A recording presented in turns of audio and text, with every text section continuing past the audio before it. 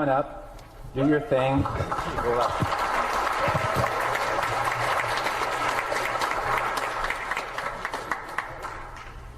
Have you ever wondered why Canada is in debt? Have you ever wondered why the government forces Canadians to pay so many taxes? Have you ever wondered why the bankers from the largest private banks are becoming wealthier and the rest of us are not? Have you ever wondered why the gross national debt is over $800 billion? Or why we are spending $160 million a day on the interest of the national debt? That's $60 billion a year. Have you ever wondered who receives the $60 billion? What I have discovered is the banks and the government have colluded to financially enslave the people of Canada. I will share with you 3 important points of reference which will hopefully spark enough interest and concern for you to continue the research on your own and to engage your government to stop this criminal act against the people of Canada. First, we will briefly examine the Bank of Canada. Second, we will see how our banking system works today. And lastly, I will offer a viable solution that we can petition our government to implement. A very little known figure in Canadian history is J.O. Grannon McGeer. He was a lawyer, member of Parliament, and Mayor of Vancouver. His contribution to Canada is probably the greatest in our history. He championed the creation of the National Bank of Canada, whose sole purpose is to create and manage Canada's money. It was formed on July 3, 1934, and owned by all Canadians. Until the 1970s, because of the Bank of Canada, Canada's national debt was held at a constant, manageable level, until the government decided to implement what we now have as our modern-day banking system that is robbing the Canadian people. So how are they robbing us? Allow me to explain how our private banks and government work today. First, the Canadian government borrows money from the private banks. They then lend the debt-based money to Canada with compounded interest.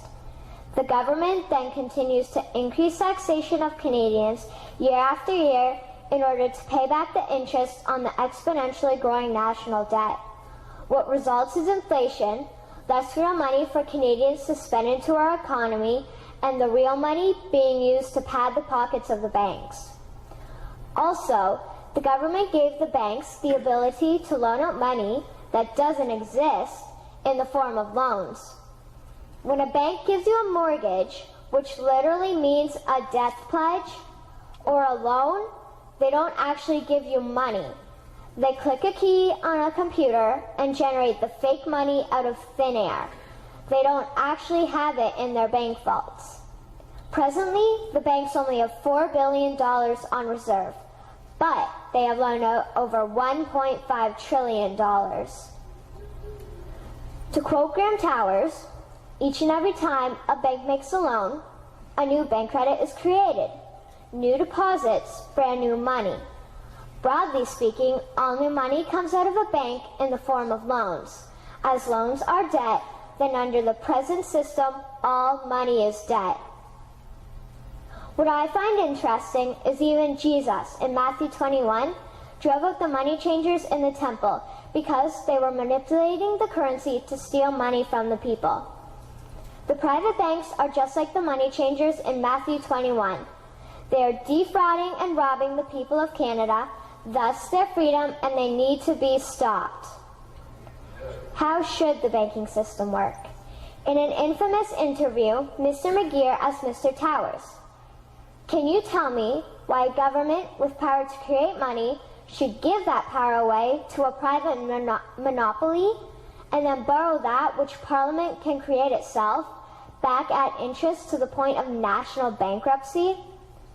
Mr. Towers replied, "If Parliament wants to change the form of operating the banking system, then certainly that is within the powers of Parliament. In other words, if the Canadian government needs money, they can borrow it directly from the Bank of Canada. The people would then pay fair taxes to repay the Bank of Canada. This tax money would in turn get injected back into our economic infrastructure and the debt would be wiped out. Canadians would again prosper with real money as the foundation of our economic structure and not debt money.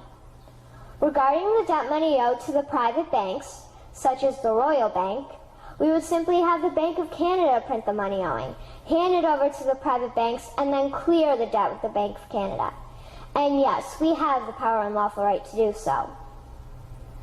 In conclusion, it has become painfully obvious, even for me, a 12-year-old Canadian, that we are being defrauded and robbed by the banking system and a complicit government. What will we do to stop this crime? What will we do to ensure that the next generation will live free and clear of the debt-based economy that enslaves them to the banks? Margaret Mead said the following, and I hope that all of you remember this. Never doubt that a small group of people can change the world. Indeed, it is the only thing that ever has. Thank you.